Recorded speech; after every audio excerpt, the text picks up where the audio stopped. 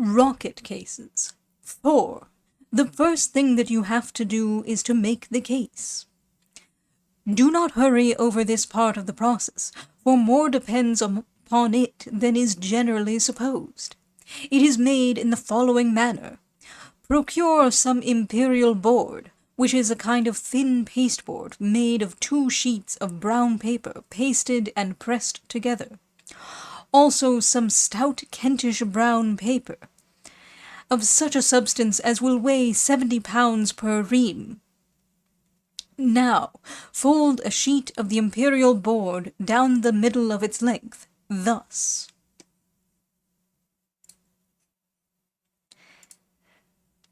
Cut it along this fold, then divide each of these halves crosswise. Cut it along this fold, then divide each of these halves crossways into 5 equal parts, and cut them apart. Each sheet will thus furnish enough board for 10 quarter-pound rocket cases. This board is only made in one size. Now take a sheet of the 70-pound brown paper, divide it into halves at its natural fold, and then divide each of these halves crossways into 4 strips. One of these, together with one of the strips of imperial board, will be sufficient to make 1 case.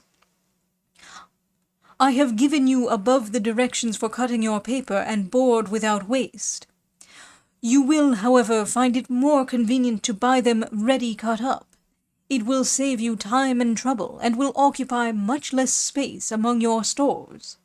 They can be procured of Mr. W. H. Darby, 98 Regent Street, Lambeth, London, and he will supply them ready cut if you only state for what purpose they are intended.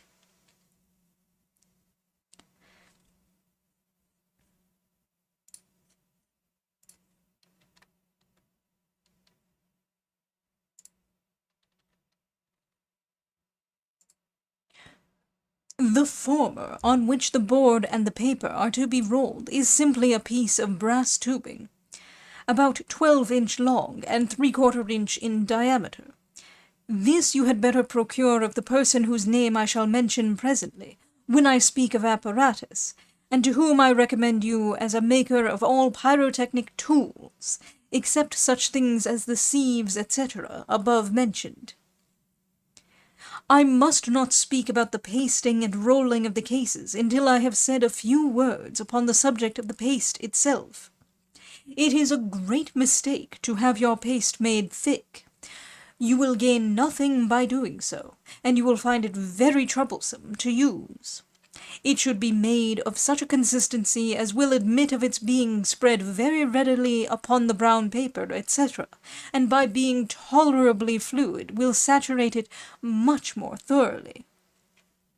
And this, after all, is what you want to do, for the hardness of the finished cases depends far more upon the complete saturation of the paper than upon the thickness of the paste between its layers.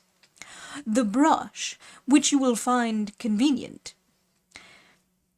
is one about 2 inches in diameter, and can be procured of Mr. Darby. Into each pint of paste, while boiling, put a large teaspoonful of powdered alum. This will have the effect of keeping your paste sweet and free from mouldiness for weeks, and will also prevent it from becoming watery, which it would otherwise do in a few days. I will now suppose you to have your paper, imperial board, paste, and brush ready to hand. You will next require some kind of slab on which to paste and roll your cases.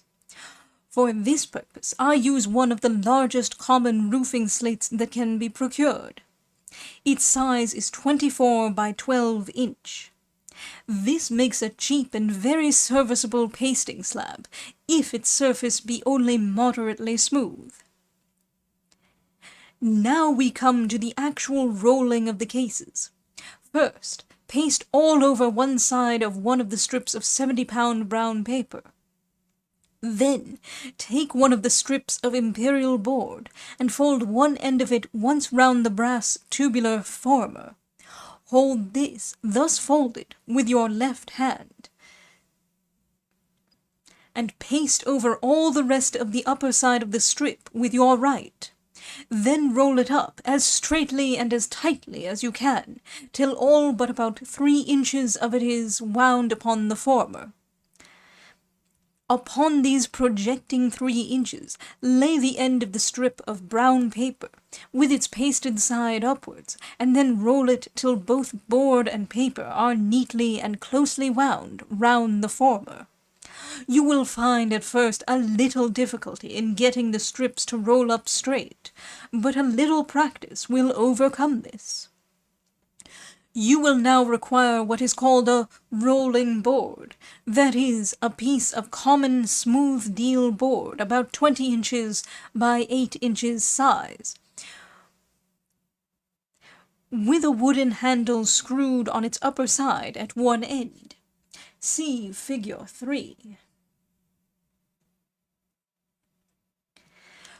Then, with the left hand, take hold of the end of the former, which projects out of the case, loosely, so as to allow it to revolve in the hand, and with the right hand roll case and former from one end of the slate slab to the other, between it and the rolling board, pressing upon the latter, and using it as a carpenter does his trying plane, and by this means the same effect will be produced upon your newly made case, as is produced upon linen, etc., by a mangle. These directions read, no doubt, as if they belong to some very complicated operation, but let me assure you that it is one far easier to perform than to describe. Some modification of this plan will in all probability suggest itself to your mind as an improvement upon it, for there are few people who do not, after a few trials, fall into some method of working which, besides answering their purpose, has the additional merit of being peculiar to themselves.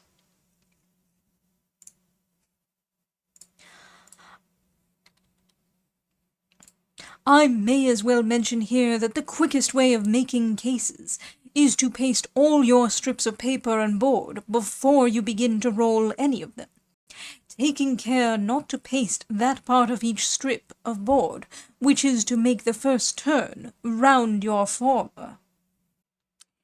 In the next place, when you have made as many cases as you require, the operation of choking or forming their mouth and neck remains to be done, and is to be accomplished in the following manner. Procure some strong close string about 1/8 of an inch in diameter. Take about 1 yard of this, and tie one end of it to a ring or nail which has been driven very tightly about 3 feet from the ground into a wall, beam, or tree. And the other end of this string tie firmly round a stout piece of stick or ruler, about 18 inches long. Now take the round-ended drift, Figure 4, and insert this into one end of your cases till its rounded end appears about 1 inch from the other end, leaving in fact 1 inch at one end of the case unoccupied by the drift. Then take the little choking piece, Figure 5, and insert its metal point into the hollow end of the drift. This operation is illustrated at Figure 6. Now rub your string well over with yellow soap. The more thoroughly this is done, the better. Then pass the stick or ruler between your legs in such a manner that by leaning backwards you can make the string very tight. But before tightening it, give the soaped part of the string one turn round the part of the case marked EE, Figure 6.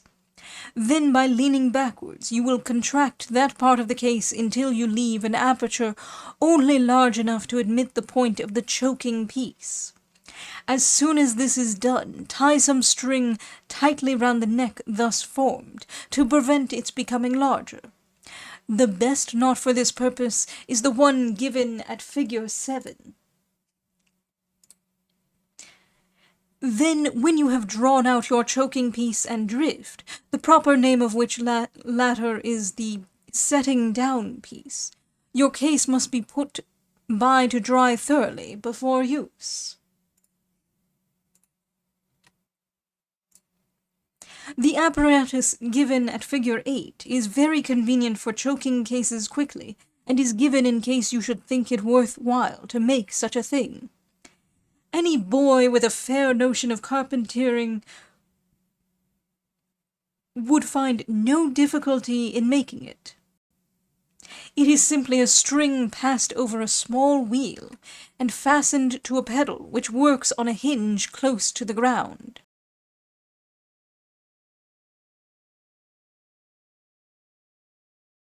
A glance at the diagram will show you that by putting your foot upon the pedal, F, the string may be drawn very tight. The case is choked at the point marked F. No choking can be done except while the cases are wet.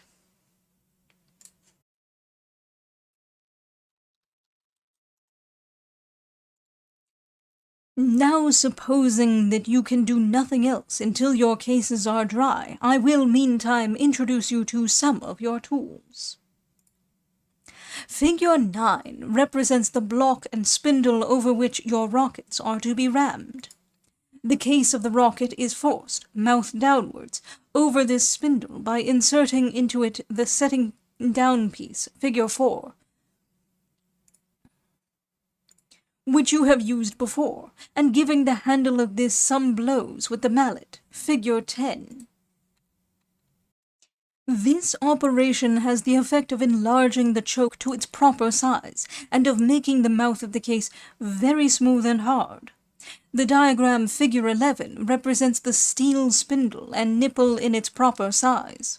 The part marked GG is driven into the wood block which forms its foot.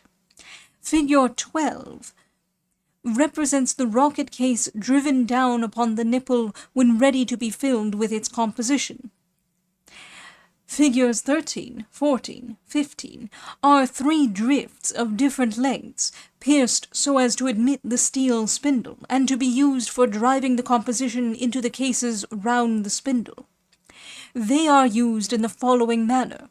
A ladleful of the composition is put into the case, and then driven down with the longest of these drifts by the mallet. Then another ladleful driven with the same. Then a shorter drift is taken for the next few ladlefuls. Then the shortest, till the case is full up to the top of the spindle. Then the unpierced drift, Figure 15, is used to ram in some composition solid, and to drive some clay upon the top of this. This operation will be described much more minutely in its proper place. Figure 17 represents the former, on which the cases are rolled. These tools may be procured at a very reasonable price of Mr. Newman, 4, Augustus Street, Regent's Park, London. Having made you slightly acquainted with the various tools and apparatus to be used in making and filling rocket cases, it will now be necessary for me to say a few words about their size and proportion, for much will depend upon accuracy in this particular. I have given you a sketch of 4 drifts to be used in loading your cases with composition. The longest of these I shall call the first, and the shortest, which is the solid one, the fourth, this being the order in which you will have to use them. The measurements that I am now about to give have reference only to the straight part of the drifts, not taking their handles into consideration. The length of the first drift is 6 inches, second 4 1/2, third 3 1/4, fourth 2 3/4. The first 3 of these drifts are pierced or hollow, in order to admit the steel spindle over which the rocket is rammed. The first should be pierced to the length of 4 inches, second 2 1/2, third 1 1/2.